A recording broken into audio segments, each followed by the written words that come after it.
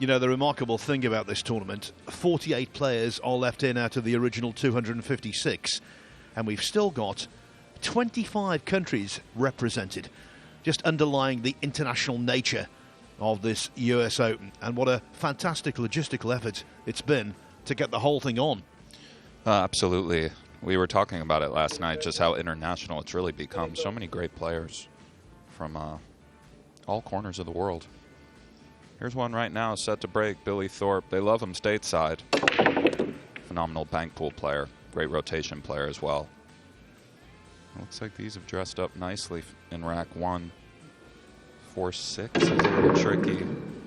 Pink 4 is blocked by the green 6 here in the top right-hand corner, which Billy's going to shoot the 1, so we need to navigate that.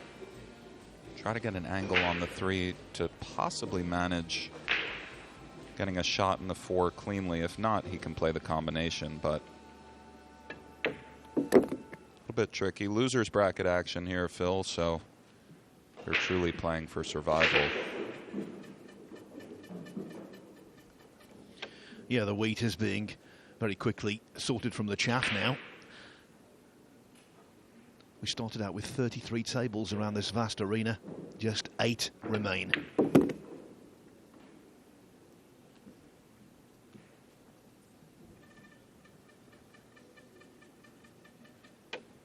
Vigorously chalking there. Did play for the combination. These are always delicate when you have to cut a ball initially to play a combo. Oh, well, pardon me. Everybody knows Billy's bank prowess. For whatever reason, I overlooked it, but he played it like it was straight in, Phil. Billy the banker. He won the banks division at the Midwest Open this year. He's always dangerous when it comes to that part of the game. And he has a lot of firepower on this young man. We say it often when they get going and so on, but yet another player who, when they catch a little rhythm, can beat anybody on any given day. And it looks like he'll be relegating Mario to the chair, although this has to slow down. This really has to slow down. Man, he didn't even hit it that hard, but it just kept on going. And what a welcome sight for Mario to get going here, Phil. Wow. Entirely unexpected. It wasn't as though he'd got a very small margin of error for that positional shot. Grossly overhit. Seems confused. Yeah, well, I mean, he had to respect the 9 ball, of course. If he leaves it short, he's hooked. So he did have to come on down here. But like you said, he overcooked it greatly. And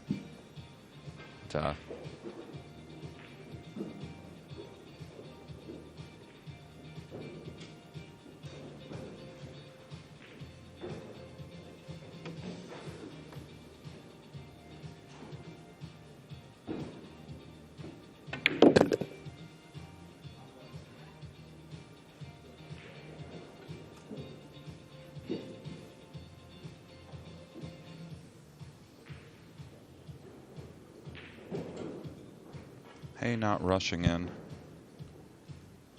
respecting this first early morning rack. You never know in these early morning matches what the boys were up to last night. Sometimes they come out of the gate looking great, and sometimes it takes a little while to get loose. Yeah, so he wins the opening rack when it looked as though he was going to lose it. This is getting serious now financially. It's a $300,000 US total prize fund here. Obviously, many players cash, but the big money is towards the end. $12,000 for the semi-finalists, $25,000 for the runner-up.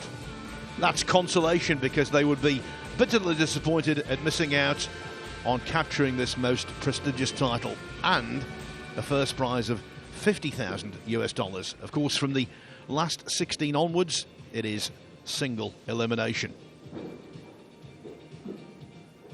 Which does add some rejuvenation of players on the loser side, where they can get to the final 16 and it's a brand new tournament. So everybody very much feels like they're still in contention for this thing.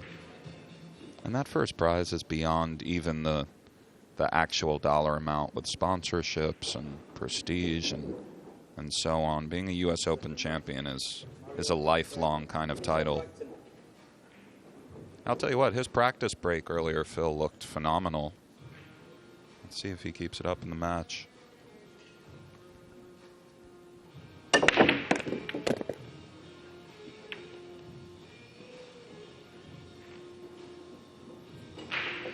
Yeah, when he played in the World Cup of Pool with Albin Auschen, he was always considered the supporting act, understandably so in many respects. But what a fine player in his own right, Mario He. Yes, indeed. Certainly Billy would have banked this 2 already in relatively short order. But Mario's weighing it over. Could come with a safety and perhaps slice it down past the red 3, although I don't think that's available.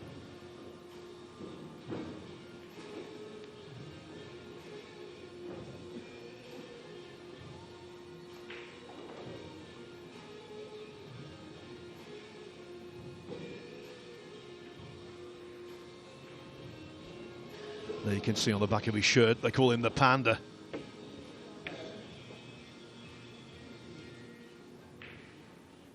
And to win 2 World Cups, what an achievement that is. The first of them, actually, in 2017, was when he overcame, with Albin Auschen, the USA team of Skylar Woodward and Shane Van Boening. So he's got previous when it comes to beating the stateside. Absolutely, and he has that big match experience, the Panda. What a lovely shot that was there from Billy. Kicked 1-2 behind the 2, just slid over behind that red 3. So that was lovely execution there. And it looks like Mario's surveying a jump shot. Oh, he might be reconsidering now.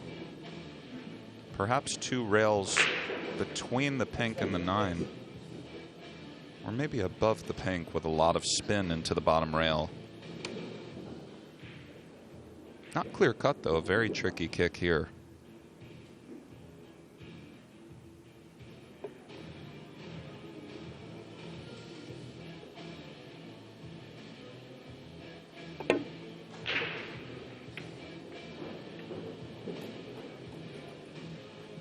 Nice contact, but as we can see, a nice opportunity for Thorpe to knot things up.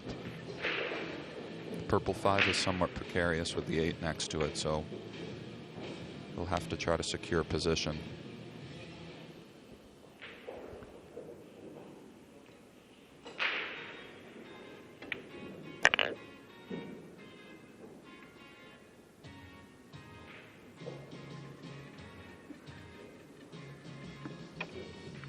The main goal for Thorpe is to win, of course it is, but then the secondary goal would be to win relatively comfortably without expending too much nervous energy. It's been a tough tournament for him so far. He was in the first raft of matches on day 1 at 10 o'clock in the morning, came through 9-8 against Raymond Linares. Then he was taken to 9-6 by Charmer Vergara. He lost to Mickey Kraus. The Dane who we'll see later on today, 11-10 in his next match. That's why he's on the loser's side. But he did bounce back well, beating Sullivan Clark 11-1, and last night Kang Lee 11-5. He's definitely been entrenched in battle. Excited to see Mickey later as well. They speak about him like he's a second coming of sorts. Touchy little shot here, 1-2-3 around, beautifully navigated from Billy.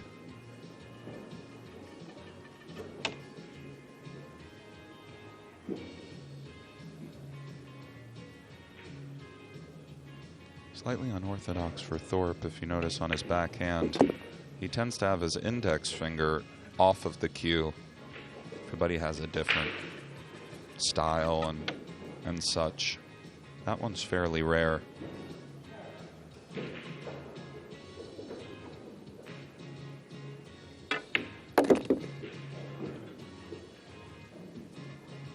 Okay.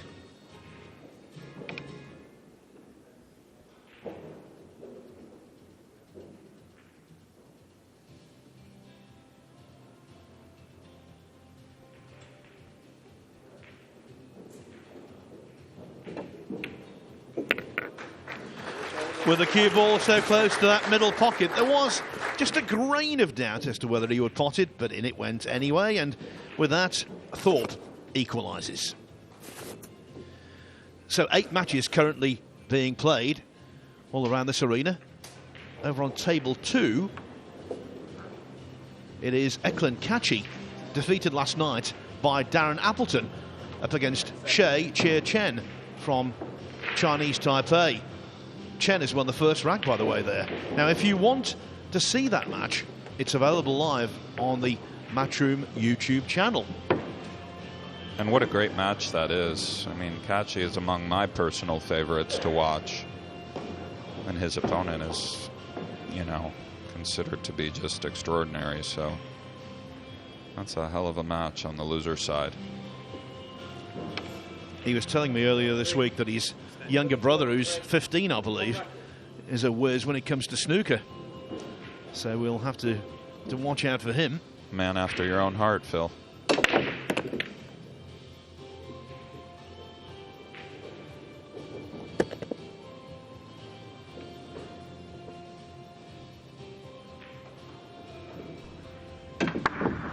Cut looks delicate, the bank is available, perhaps even the cross side is available. Let's defer to Billy to see what meets his eye. Be shocked to see him play safe. He's a very aggressive gunslinger sort of player.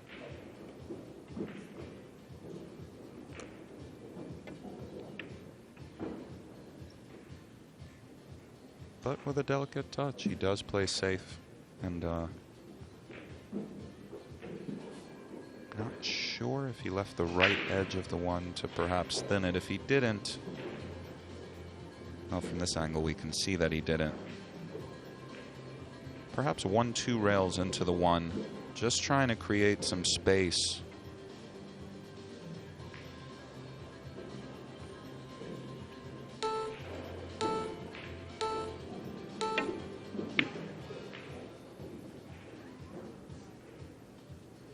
I was a bit surprised he didn't use the extension there, Phil. Didn't it look like he kind of rushed as the beeps came in? Such a pivotal shot. Yeah, absolutely. We saw that with Judd Trump yesterday. He didn't want to waste his extension, he said, and he rushed a shot and missed quite a simple 3-ball. Oh, but trying too much with the cue ball there on these 4.25-inch pockets. Not recommended. And Thorpe, with deep screw and extreme reverse side, misses the ball. Yeah, that he does. It's interesting. Jeremy Jones was in the booth last night, and I thought it was pretty insightful. He was talking about how softly David Al-Kaidi hit a few shots, but really got a lot of action on the cue ball, and he was alluding to the idea that sometimes you can hit them softer on this tournament kind of equipment and sort of achieve the same thing if you stroke it properly. Perhaps Billy had a little too much mustard on that one.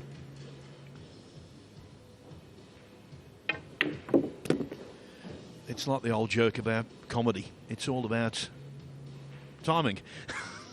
That's right.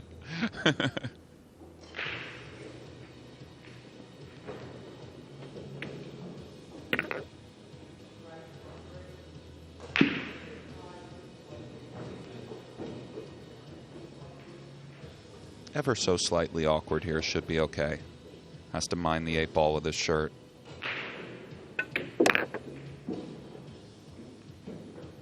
Nicely done.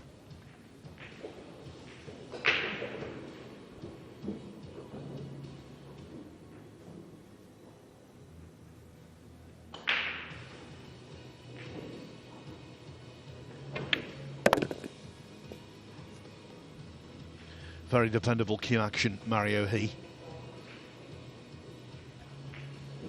And his stance is kind of that snooker sort of style, but his stroke is something of a pool style, so perhaps a hybrid of sorts.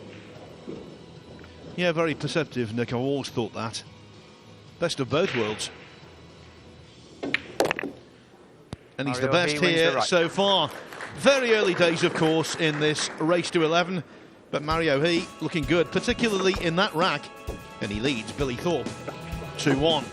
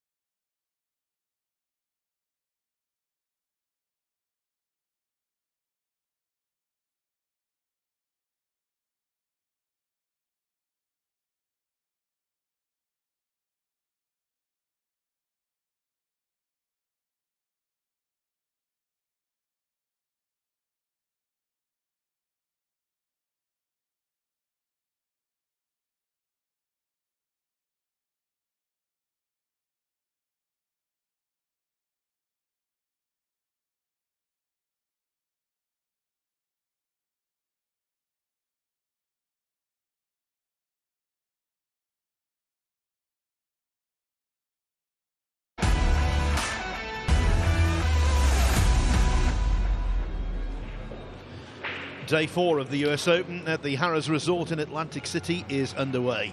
Mario He leads Billy Thorpe 2-1 in this loser's side match. Mario He to break, leading 2 racks to 1. Another little tidbit about Mario that I was just perusing. He was a young chess champion of some sort, so I'm sure he has a nice strategical mind. I believe Efren Reyes enjoyed a game of chess or two over the years as well.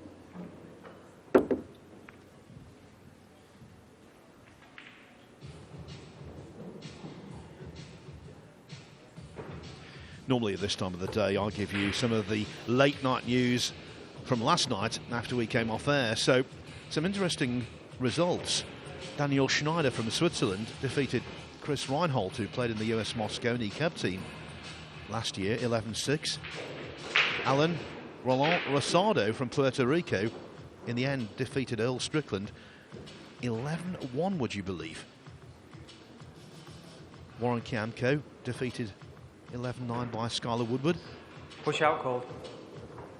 Mika Immonen was beaten by Jose Delgado. And what about Albin Auschen, Mario He's World Cup partner on so many occasions? Well, okay, he's on the one-loss side of the draw, but last night he sent out a statement. He beat Abrin Shard. Didn't just beat him, whitewashed him 11-0. Well, Albin, a rather unpleasant draw on the loser side, to say the least. Mario giving Billy a tester here on the rollout. He's weighing it over and he gives it back. A bit surprised to see that. Of course, this is not easy. I figured Billy would accept in some capacity. If he chooses, Mario could overcut it and bank it upstairs and try to block him with the 3-4-9, or he could go offensive. Chooses the latter, and what a shot that was. My word, Phil. Wow. That's in my top 5 shots of the entire tournament on this table so far. Well, that was really gorgeous, and to push out there, have your opponent decline, and then come with it no less, is a statement of sorts.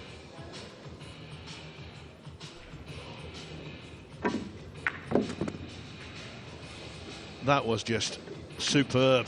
And now the whole rack is opened up for him. Yeah, that was stellar cueing. I'll just drift forward. Might tickle the 9 here. It looks like he came up a hair shorter, or maybe he can just miss it with no issues. Yeah.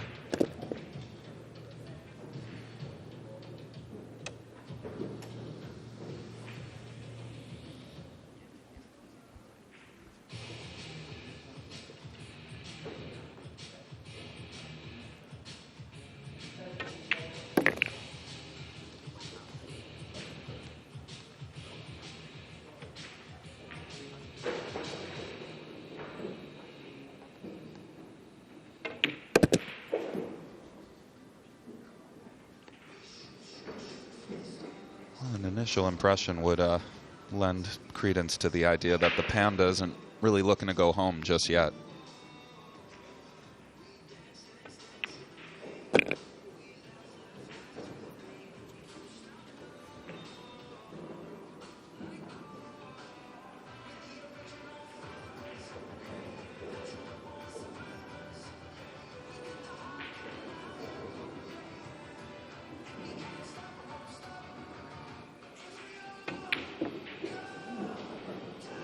Well, would you believe that after the simply gorgeous 2-ball to miss what was quite a routine 9? That's a shocker. Okay, it wasn't an absolute certainty, but we are astounded it failed to find gravity. Extension absolutely, and unfortunately for him, he's left Billy with some work. Yeah, of course it was surprising, and again, perhaps a little bit too much mustard. Easier said from the booth than when you're out there. You don't really want to slow roll them either, but whatever the case may be. Chalk on the table, by the way. I hope that's not a foul. Well, it's not a foul at the moment, but if the ball hits it, it would be. Oh, but Billy the banker on the money. We saw a conventional pot from Mario He that was terrific, but that got the crowd fired up. To bank that with the cue ball and the object ball so close together. Brilliant. from the man from Dayton, Ohio. That is known, you know, as the Gem City. And this shot was an absolute gem. That it was, Phil. What a beauty.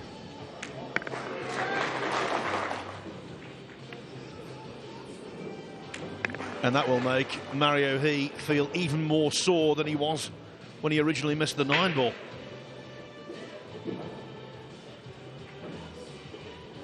Let me give you some of the scores. Viktor Zielinski leading Thomas Kaplan 3-2 in the all-Polish affair. John Morra 3-0 up on Pius Labutis. Jeffrey DeLuna 3-0 up on Ralph Suke. Carlo Biondo 3-1 up on Daniel Schneider. Eklund Kachi now 2-1 up on H.C. Chen on table 2. Niels Fine 2-1 up on Roland Garcia. And BJ Usuri 3-1 up on Wojciech Szewczyk. And of course here, it's all tied up. But Thorpe undoubtedly has got the momentum. Indeed, a second lease on this match of sorts. Of course, 3-1 as opposed to 2-2 is a monumental difference. Navigations from the 2 to the pink 4 are tricky. He's looking at the angle now.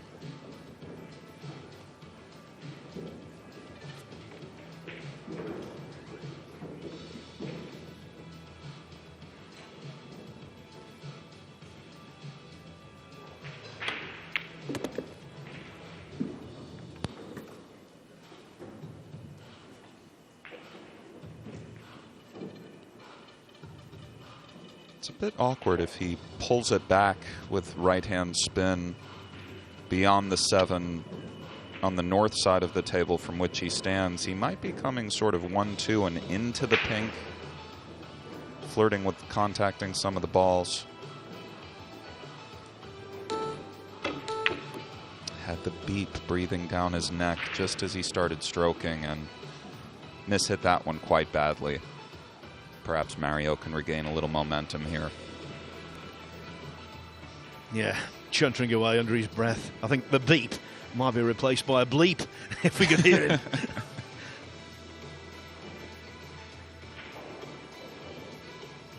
As we've touched on all week, these shots into the side pocket are, that pocket is tiny from the angle that Mario is cueing. And again, he had a beep situation. Two-way shot there. Maybe it goes in the corner, but if not, we protect the cue ball. Nicely done from Mario.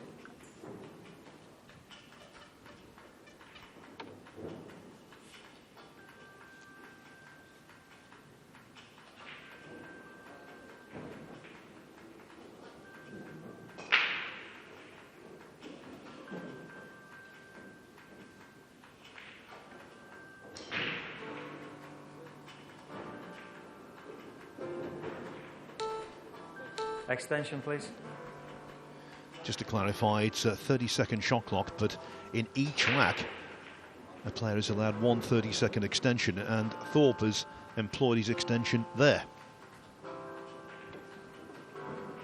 Oh, he comes with a slow roll, trying to use just the 9, and that's great touch from all the way down there, truly.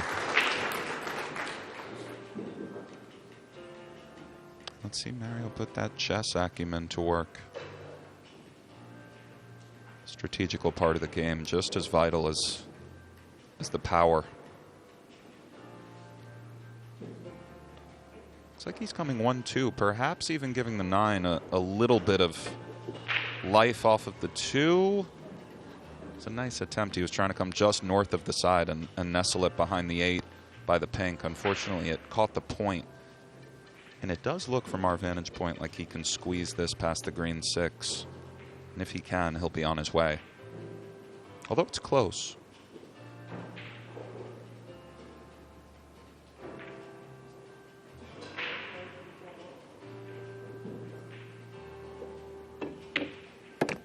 Beauty.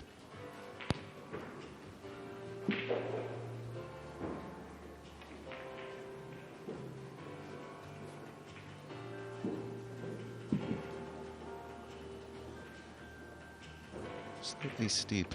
I think he can just roll it in and play the 5 in the bottom left. And he followed up for the for the top corner, and he's done well with it.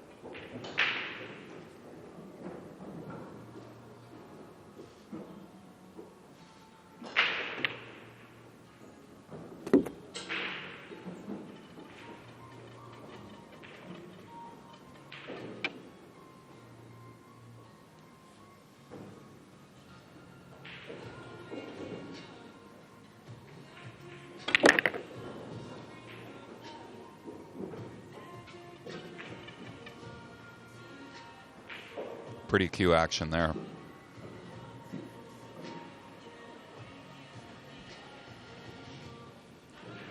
There's no doubt the banked 9-ball in the previous rack has lifted both his spirits and his confidence level.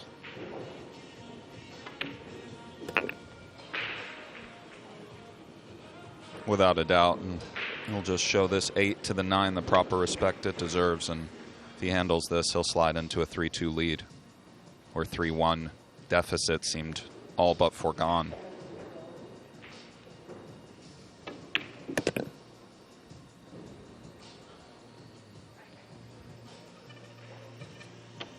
Okay.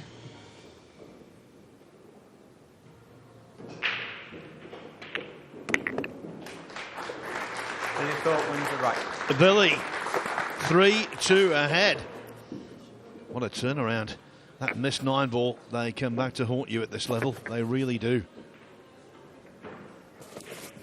Over on table 2, which you can watch, of course, on the Matchroom YouTube channel, Eklund Kachi could be about to take command there. This for a 4-1 lead.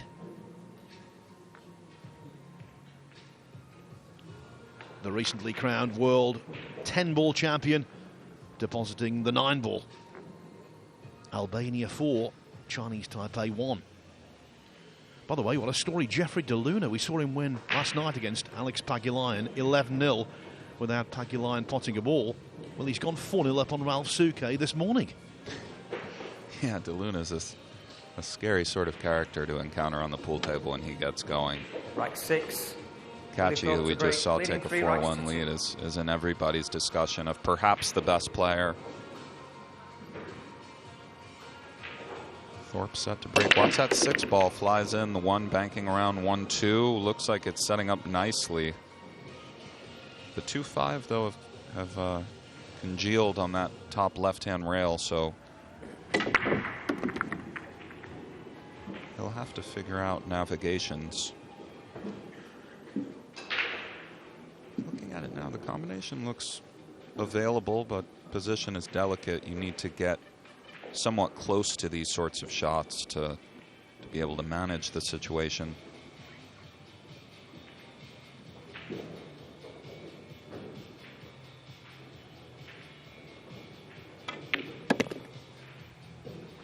The one great asset of Thorpe, he's got good imagination. He's won the one pocket division at the Derby City Classic before. He's a versatile sort, and he's got good insight into how to pull things off and make the balls work in his favour. Nicely done there. Yeah, it's a great point, Phil. I mean, one pocket is such a deep game. His bank pull prowess, all of these little shots and tricks that it takes to succeed in the various forms of pool all come up in every game. So he definitely has a lot of shots and imagination, as you said. Looks like he has the extension on. He's going to try to come 1-2 just above the 8. Pardon me, he was able to just roll it in and hold it up, so nicely done.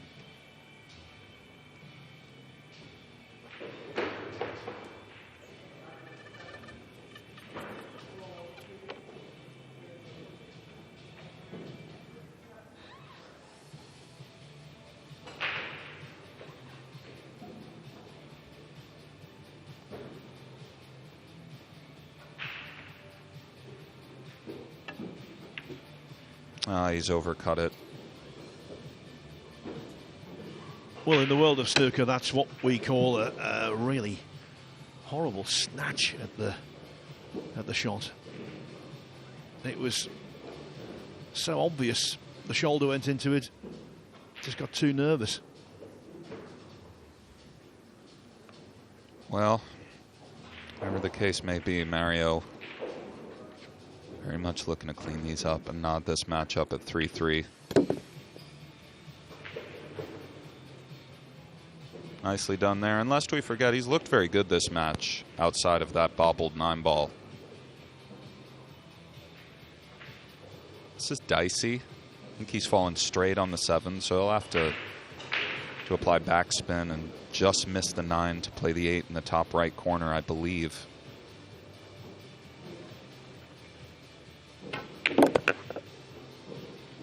This is a 50-yard line of sorts, Phil, to say the least. Perhaps he's less steep than it looks on the monitor. Well, for a man who's known for his cue power, that was horrid. Extension, please. Yeah, I'm not sure. See, part of me just horrid. This just hit me a little bit. Well, the reaction off the object ball was dead. It was almost as if he was in between, though. I'm not sure if he overcooked position on the side, or it's hard to believe that he came up this short playing it in the corner. Perhaps he slightly overcooked position in the side, but nonetheless elevated into a very small pocket. He comes with the bank, and he hits it long. What a welcome sight for Thorpe, up 3-2. Tester here, of course. Yeah, that was sloppy from Mario.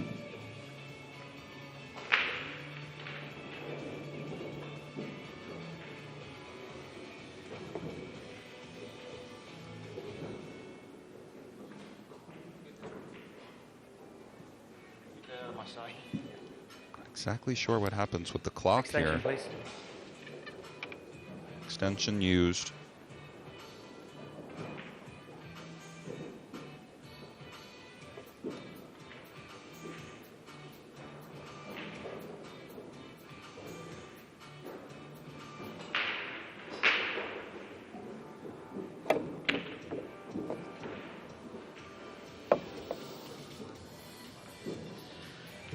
When he got down on that shot, just didn't fancy him to pot it.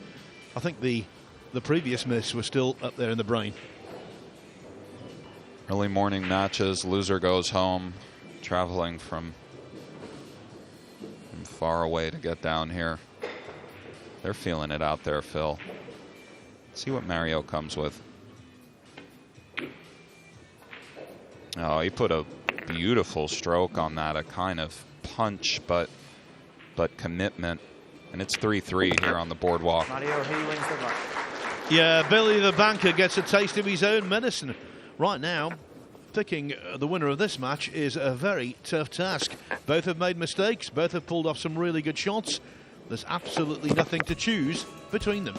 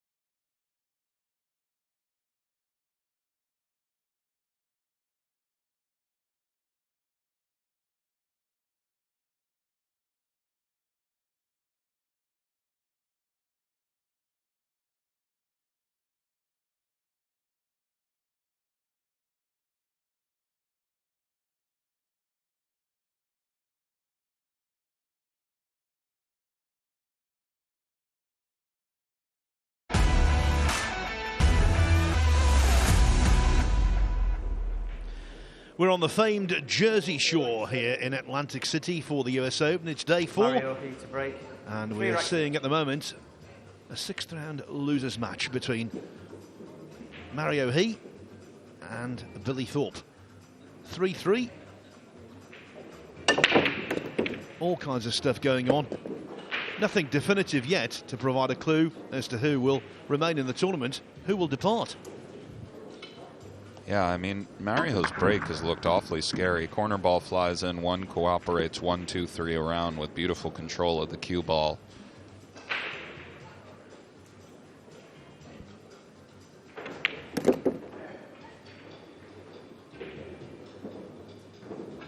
Really no problems here at all. The 5 passes the brown 7 nicely. 6 sitting right there next to it.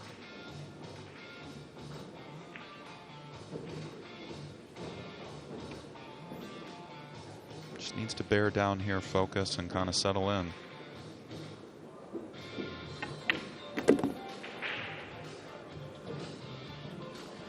"28 years of age, Mario He.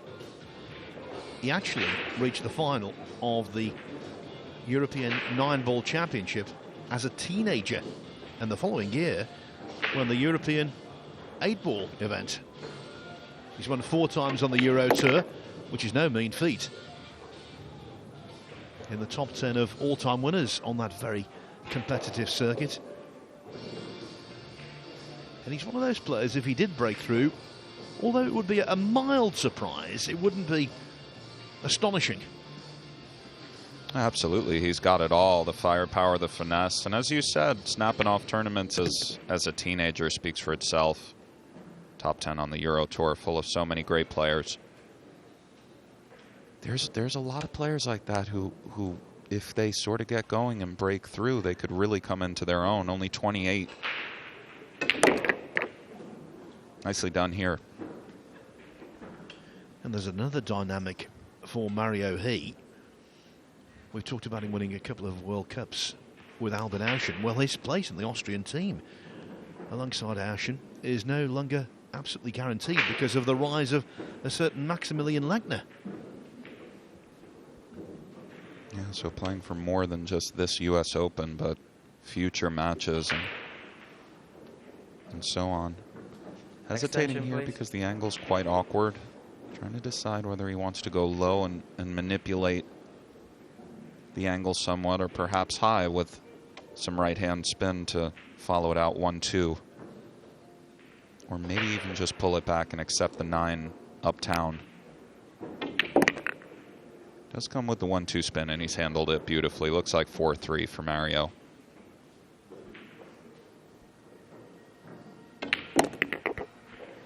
Another lead change. Mario He led 1-0, 2-1, and now 4-3.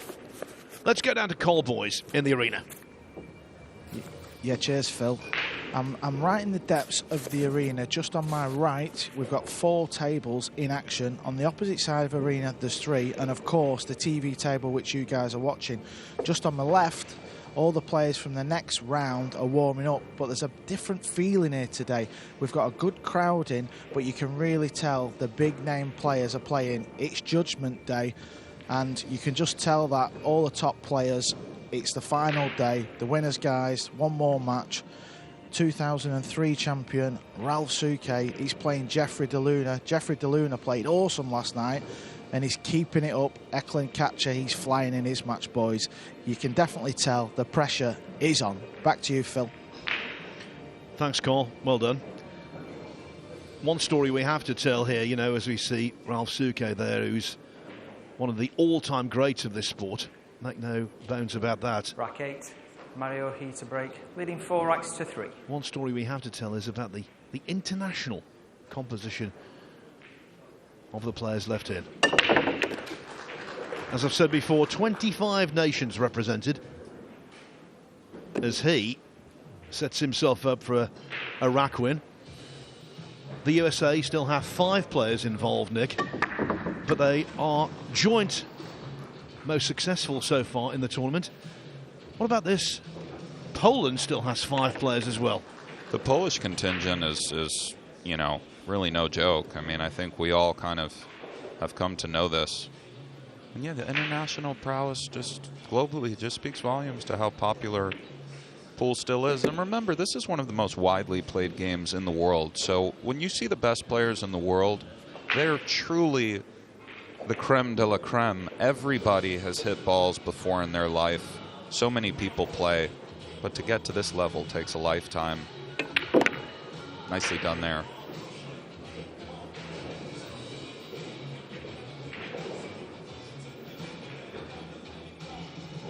Here, by the way, my list of 25 nations doesn't include the UK. I split that up into England and Scotland because that's how it should be. Fair enough. I mean, we know one Scotsman who's still in there. Saw him last night. Awfully dangerous. A ways to go, though.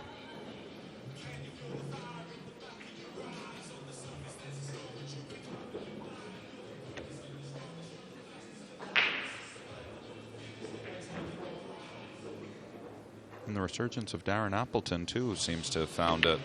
This has just been a great event through and through. Beautiful stroke there. He looking to extend the lead to 5-3. And he's really shaken off that missed 9-ball nicely.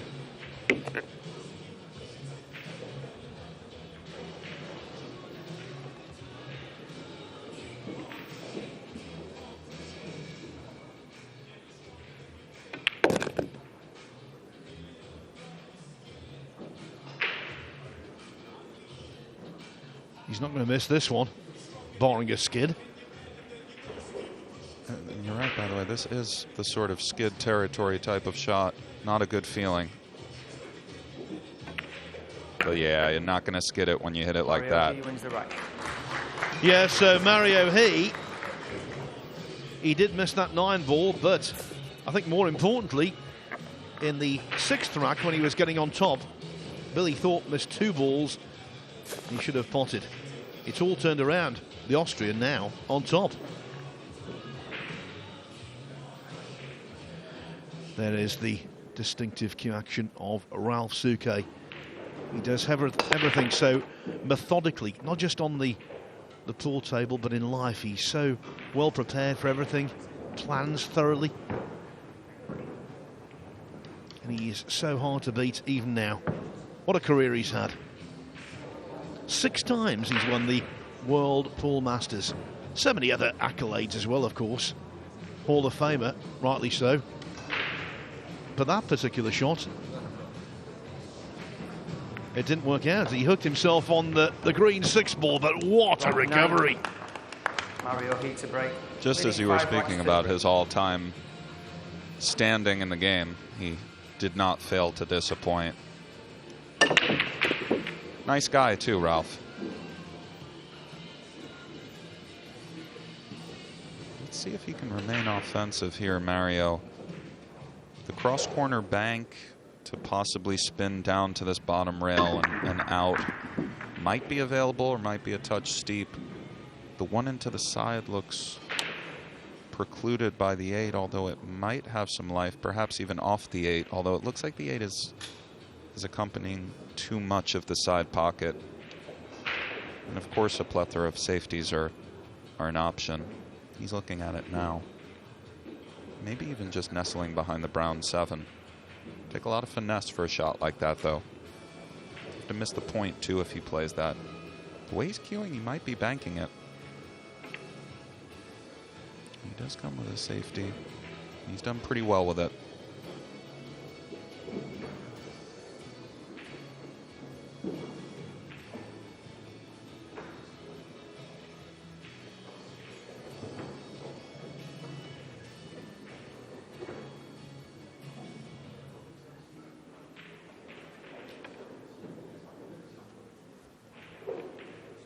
Extension, please.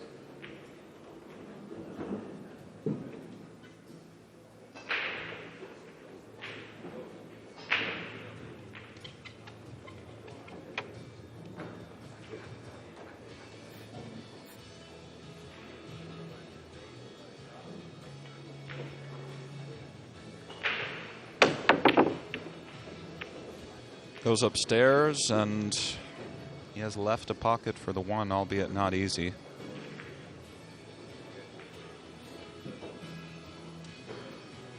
Nice look at that cue action there. Looks fairly natural for Mario maybe to just roll the one in. Extension, please.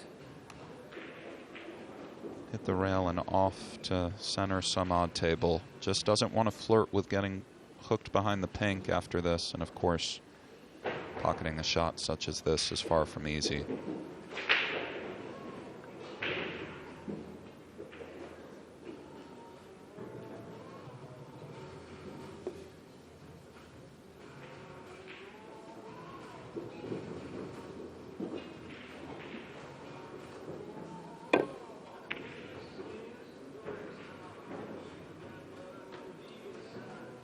Well,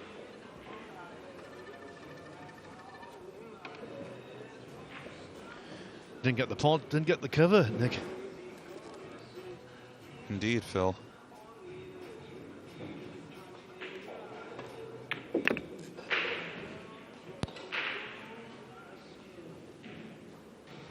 Elected to slide across for the 3 in the top left. Nicely done. This affords natural position to the pink 4. Really just have to make this ball.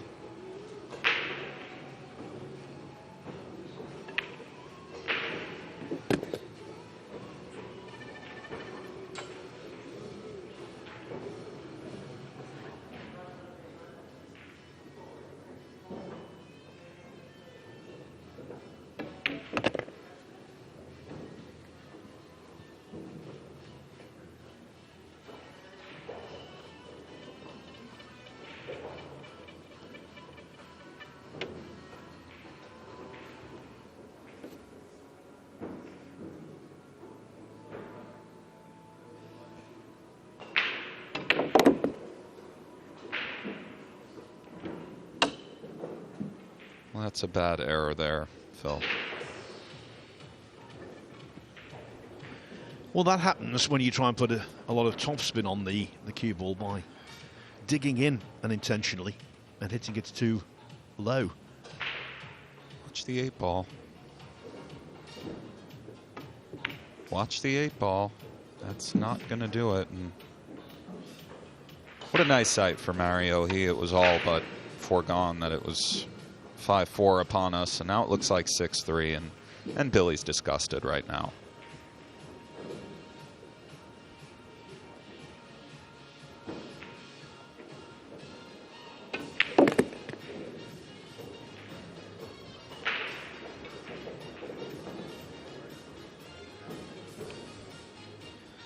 Not playing well, Thorpe.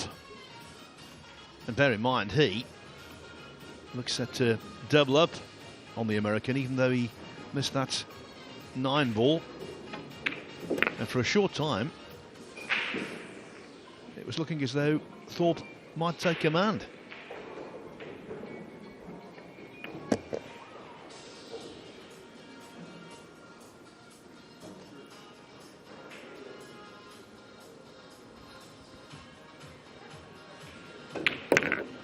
Mario, he wins the right. He's not exactly been Super Mario so far, but he's been good enough to take a substantial lead over the US Mosconi Cup player Billy Thorpe. 6-3 to Mario He. More coming up shortly.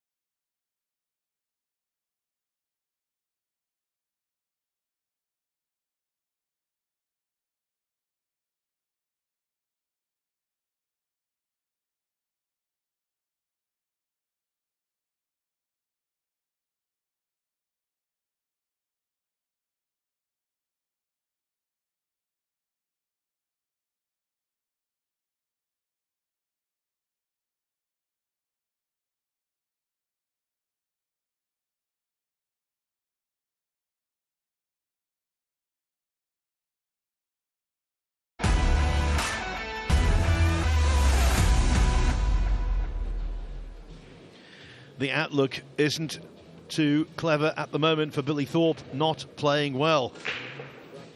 Now let's take a very different Mario look Peter break. at the break-off Leading here. 6 racks to 3. Split screen.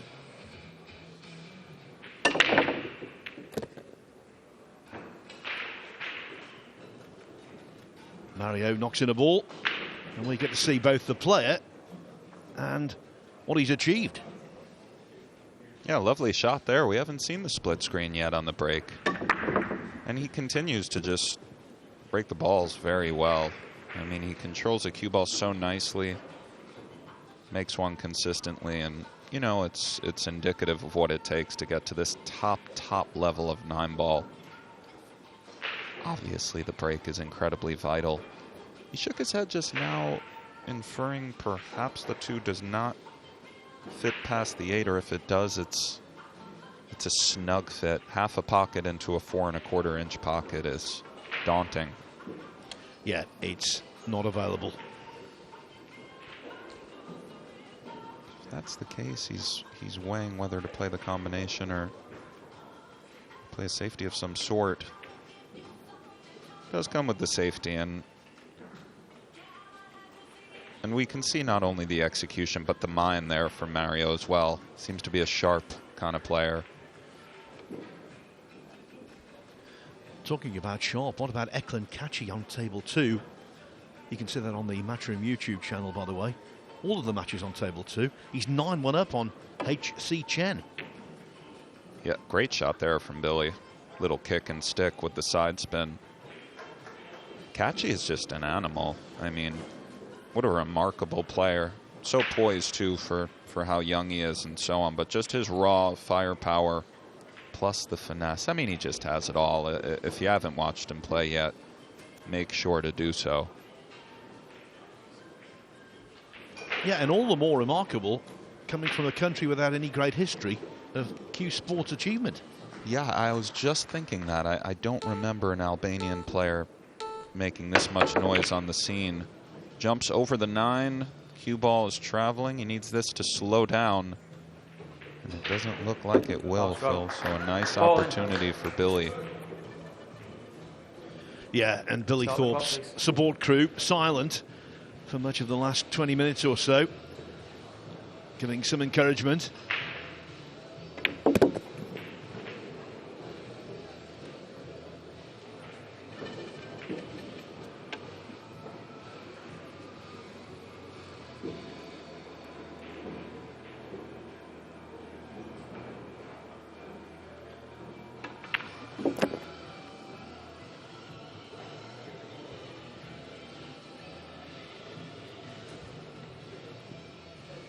Well, there are simply no excuses for not running out here.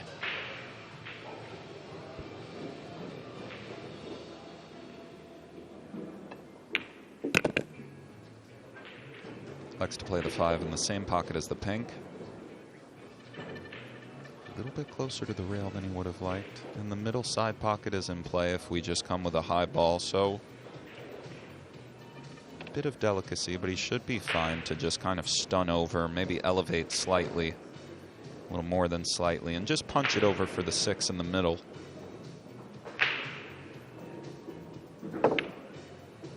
All right.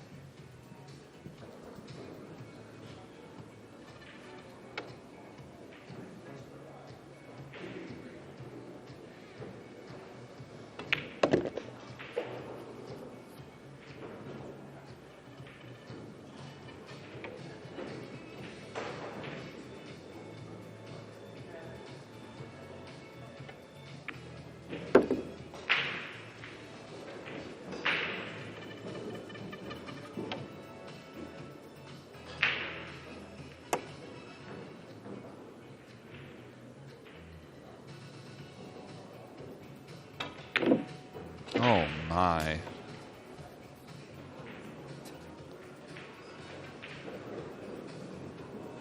Nick, how about that? What a miss. Well, you know, I mean, everybody has off matches. Could be something of a mental kind of lapse. 4 1/4 inch pockets are no joke, but that was Yeah, he'll be kicking himself for that. I mean, it just has not been his match so far. Mariohi about to slide into a 7-3 lead. And perhaps only Billy knows what went on there.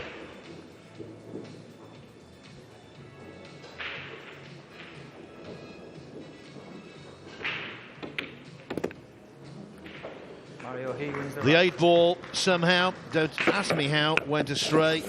Mario He leads 7-3 when the deficit should have been cut to 6-4. What an extraordinary mistake from a world-class player. It all sort of started, not that there's any excuse for that, but the position was just a bit, you know, they used to say about some of the old-time greats, he doesn't play that well, he never shoots a hard shot, speaking to the sort of positional responsibility to kind of have all the proper angles to just simplify the game. There he got a bit flat, so he had to pull it back slightly, and it's always a little awkward when you have to manipulate the cue ball like that. These are tight tables down here on the boardwalk, and, well... 7-3 also. I can tell you actually 7-2 now for Jeffrey De Luna over Ralph Souquet. John Morra 6-3 upon Piers Labutis. Thomas Kaplan 7-6 upon Viktor Zielinski. And Roland Garcia and Niels Fine locked together at 5-5. Yeah, all great matches. No surprise. Day 4 of the U.S. Open. John Morra is an incredible story. He was utterly world-class with his right hand. Started having shoulder pain as we see Mario come up dry. I mean, that's an understatement. Started really having shoulder problems. Switched to his left hand. Taught himself how to navigate there, and here he is, world-class lefty. So that speaks for itself. Does he have a window between the 5 and 6, Phil?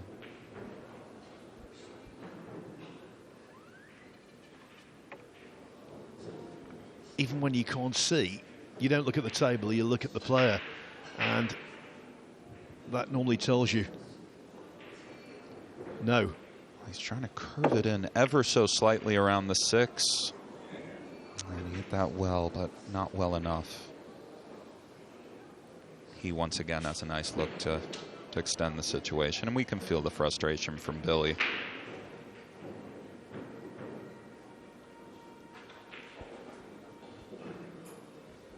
Yeah, that John Morris story is incredible. There was an Australian golfer of yesteryear called David Graham who had a lot of success on the PGA Tour. He was the same, left-hander, turned righty in the end. Yeah, it's just amazing. And I know John pretty well. He's in Vegas a lot, and I see just how hard he works. Always hitting balls, working on his stroke. He hails from a Q Sports family. His father, Mario Morra, was a snooker professional for many a year. Very diminutive guy. Good player. Very slow, though he was. He was actually known on the snooker tour as Mario Tomorrow because he always used to seem to finish after midnight.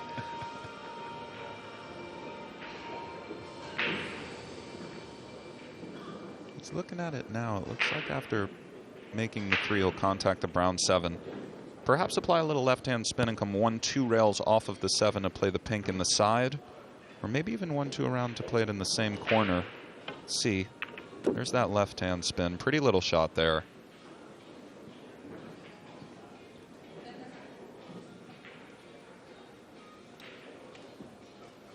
Not sure if the purple passes the green into this top right-hand corner.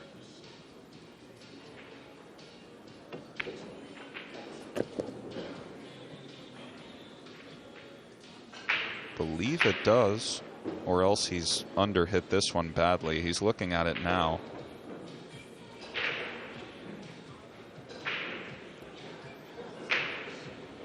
It looks like he's okay, although it's snug. He doesn't have the full pocket, something like 3/4. Okay.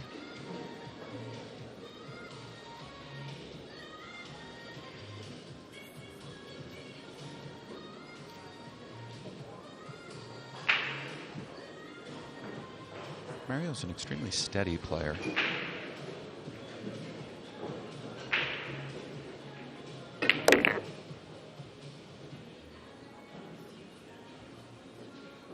he's undercooked this one, Phil.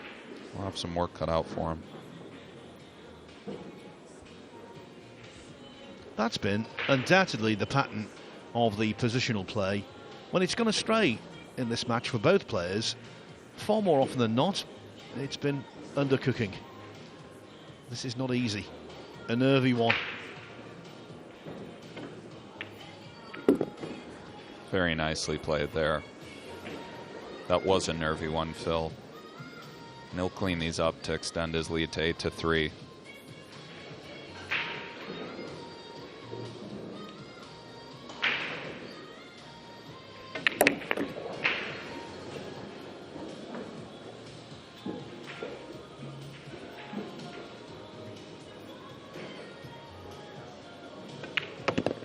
Mario He wins the rack. Given the exchanges so far, it doesn't feel this way, but this is the actuality. Mario He leading Billy Thorpe, who's really struggling, 8-3. An even more one-sided scoreline is happening on table 2. Eklund Kachi 10-1 up on H.C. Chen. So Kachi on the hill and at the table to perhaps close things out. Perhaps indeed. Every time I've looked over there, I've seen Kachi at the table. This is tricky, though. Not sure what his plan is for this purple 5-ball. Perhaps he plays for a bank in the same pocket which he's pocketing the 3. Looks like that is what he's going with. Maybe he's come up short of the mark.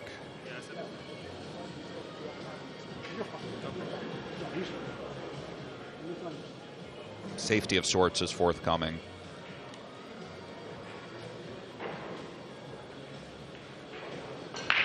We haven't seen one of these impossible comebacks yet this week from something like this, 10-1 down, 9-2 down, but generally in U.S. Opens and tournaments like this where it's win or break, it does happen here and there. Mario He to break, leading 8 racks to 3.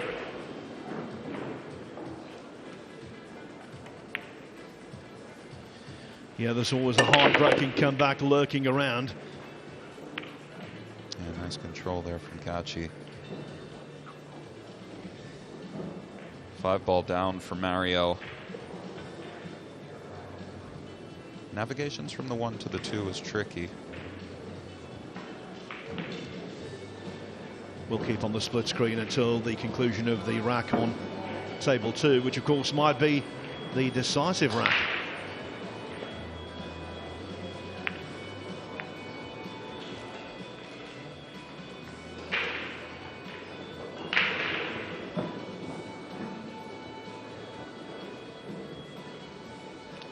Looking at it now, he might want to come between the 8 and 7 1-2 rails out towards the center.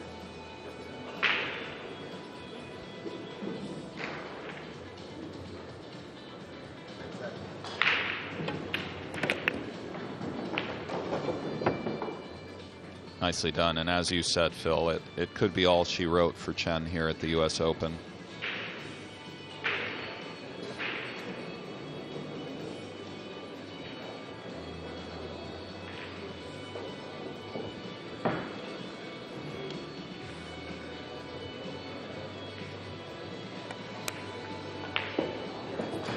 Extension Yeah, call. beautifully struck on table 2.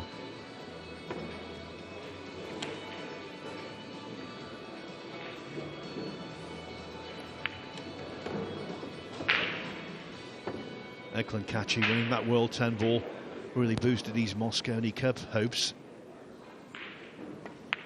A deep run here would further enhance those credentials.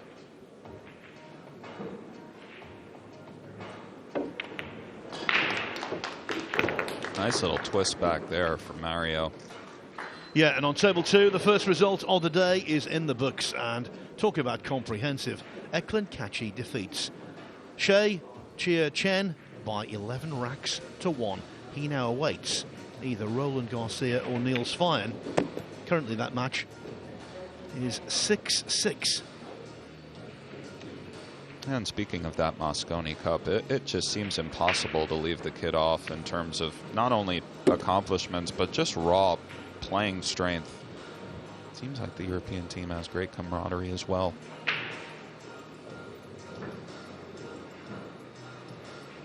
Can't make too many mistakes versus this Mario. He'll punish you for it greatly, and we're seeing that now. Billy's been in the chair for a little while after bobbling that 8. Beautifully navigated run out here. Started with that 1 to the 2, came all the way around. Handled pocketing the ball nicely. And with this 9 ball, he'll move into a 9 to 3 lead. Really running away with this thing now, Phil. He is, but you have to say, Billy Thorpe has got only himself to blame. He's missed several balls, most notably the 8 ball that you mentioned. And so, Mario He is just 2 racks away from progress. More to the point, Billy Thorpe 2 racks away from elimination.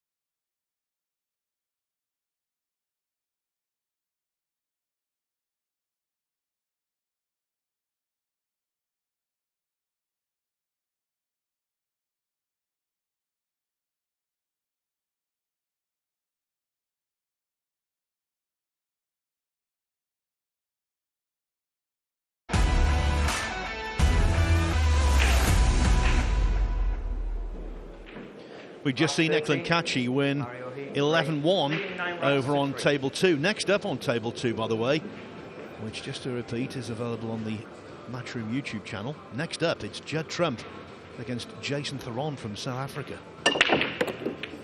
Here, on table 1, Mario He looking to put the finishing touches to victory. He's well on the way, just 2 away. He leads 9-3. And one other result for you. Carlo Biardo, the fine Filipino player, has defeated Daniel Schneider from Switzerland 11-3. Biardo's such a great player. Ran into an absolute freight train last night, and David Al-Kaidi put on just a mesmerizing kind of performance. I don't believe he missed a ball. He's in there with Jeremy Jones. It was really something. He does have a little window between the 3-5, although not clear what he's doing. Yeah, he didn't miss the bank, by the way. He played this 3-rail safety around the table, and not sure if he left a little slice of the 2 or not. It looks like he hasn't.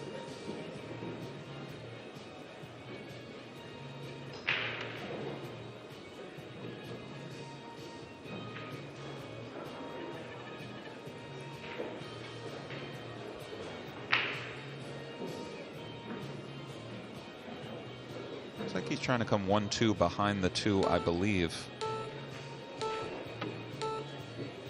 Oh my.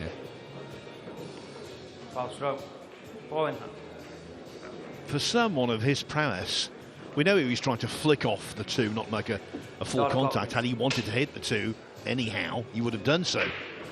But for someone of his prowess to make no contact, I think it's, well, a microcosm of the entire match. One that's been just toil and frustration for a misfiring Billy Thorpe. Yeah, indeed. It's a match that he'll want to soon forget if he doesn't mount the improbable comeback. And it is what it is, you know. Sports are hard. If they were easy, everybody would do it. Everybody has off matches. This has been a particularly off match. Win or learn, as they say. Come back next time, do it again. 5 to the 6 is tricky. Mario's mulling it over right now. Just don't want to do anything careless here. Nice look at his back arm, slightly extended. He might have fallen a touch awkward, although it looks like he's probably fine to just play it in the side. Drift on down for the 6. From this angle, he looks just fine. If he clears these, he'll find himself on the hill.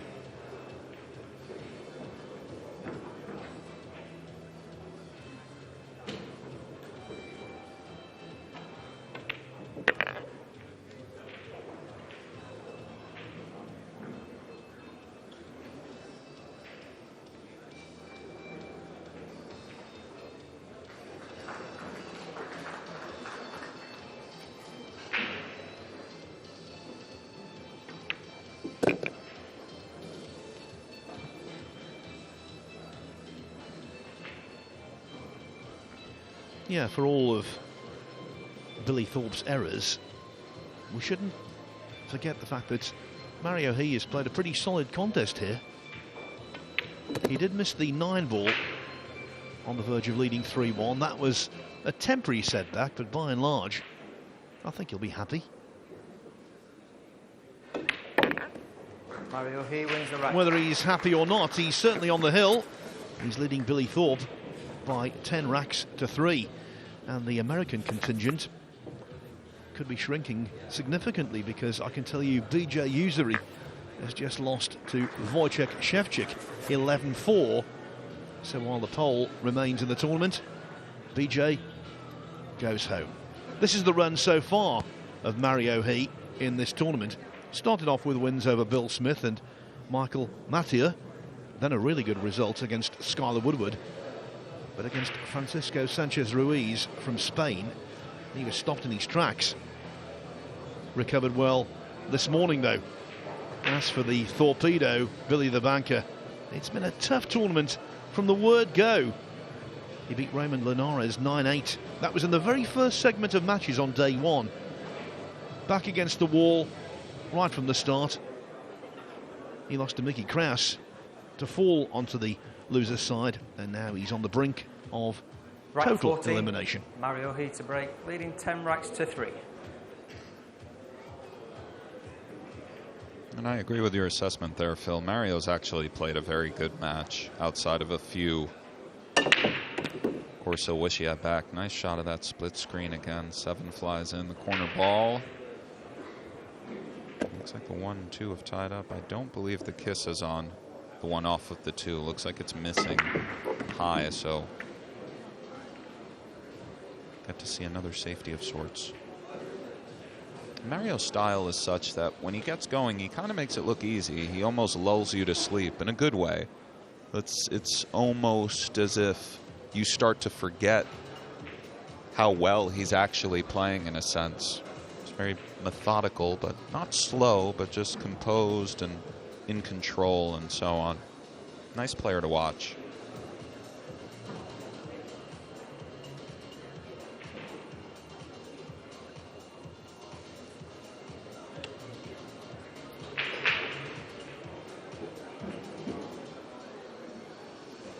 Well, as we can clearly tell watching Mario, he Extension call. doesn't see a clear-cut safety. He could drift off the right side of the 1 and perhaps try to use the purple 5, although that's very dicey. And if he goes off of the left side of the 1 and tries to use the pink 4 ball and the 8 as blockers, this too is not simple by any means. Push out call. He's going to push out and ask Billy if he wants to take this on, and if not, he'll figure it out. Surprised by this, but I don't really understand the position, so I'm sure it's logical. He deems this to have more expected value than just going straight away, so it's rather interesting. Maybe he's working on the premise that Thorpe is so demoralised he will not have a clear head, no clarity of thought, and maybe make a mistake again.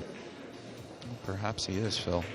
Psychological game as well, especially in regards to the push out. Looks like Billy is possibly trying to use the purple 5 ball to nestle the cue ball behind. And he's come up short, although the 2 may have just crept over enough. Let's see.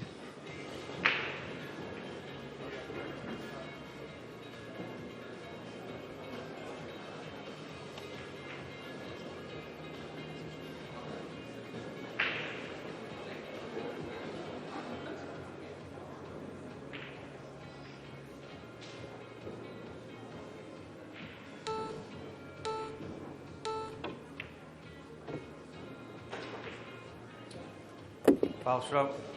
Well, that's exactly what Billy needed there, Phil. 1-9 is on. Start the clock, please. And you never know the way this table's breaking. Kid has a lot of firepower, as poorly as he's played thus far. Billy Thorpe wins the match. Ironic applause. We normally say, don't we, 1-9, all is fine. For Billy Thorpe, it clearly isn't fine, but at least he's put one more rack on the board and at the very least delayed his departure. That's the kind of combo you want, isn't it? Straight down the line, no issue whatsoever. And the match is starting here now. Joshua Filler over on table 5 against Alan Roland Rosado, who beat Earl Strickland last night 11-1. That should be interesting. Also beginning, Skylar Woodward against Bahram Lotfi. Coming up a little later, Woo Kun Lin, winner of the Las Vegas Open. He's up against Japan's Naoki Oi. Marco Shooter, now representing New Zealand, will take on Jose Alberto Delgado from Spain. Right 15. Conrad Jujushin against To Lian Han from Singapore. And the World Championship runner-up Omar Al Shaheen still going in this tournament against Chang Junlin. You continue to show your mettle with some of these last names, Phil. Bravo. If you can say Yukio Akagariyama, you can do anything. Let's see if he takes on this cross side, or just elects to play safe.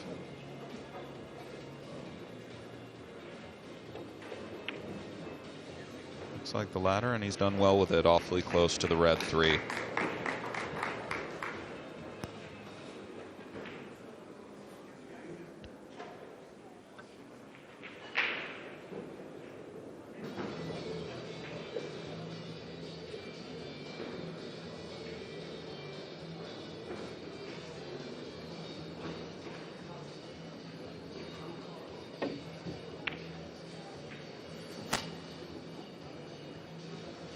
Nice attempt. He struck the side of the 1 that he was trying to, but he wanted to catch it just a bit thinner to where the cue ball would come back up towards the 3-6.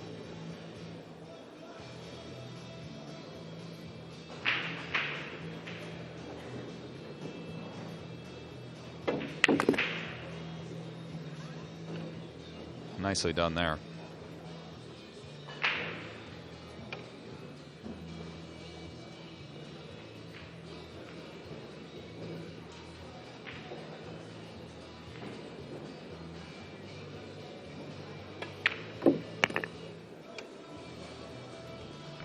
Not clean, but it went in. Thorpe, of course, at the stage now where his next error might well be his last error.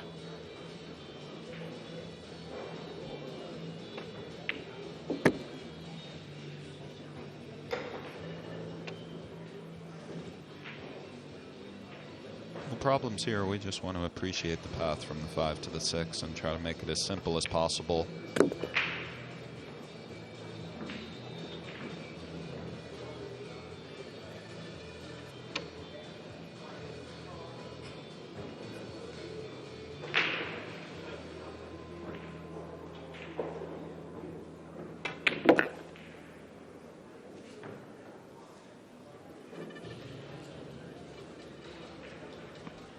When the players have been playing deep screw shots, I've noticed they've got not quite the same effect as they normally would. Difficult to impart below centre striking and hit it sweetly. Yeah, they've both, and this is sort of a microcosm of the match itself. It's just gotten away from Billy. I've noticed that as well, Phil, as far as the backspin and the players both coming up short a few times. It could be a byproduct of the table sort of maturing during the week, but in all likelihood it's just a bit of early morning. Extension call. Haven't quite gotten that back arm going. Well, back in the 4th rack, Billy banked the 9. What about here? Let's see how he banks with the bridge.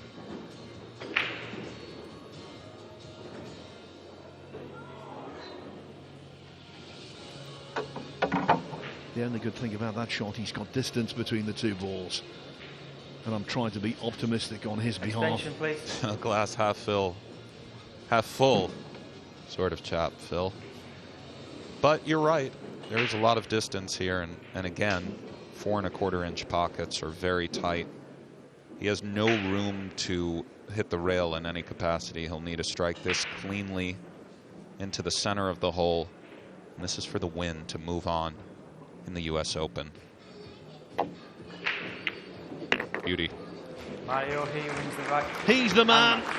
Thorpe goes home.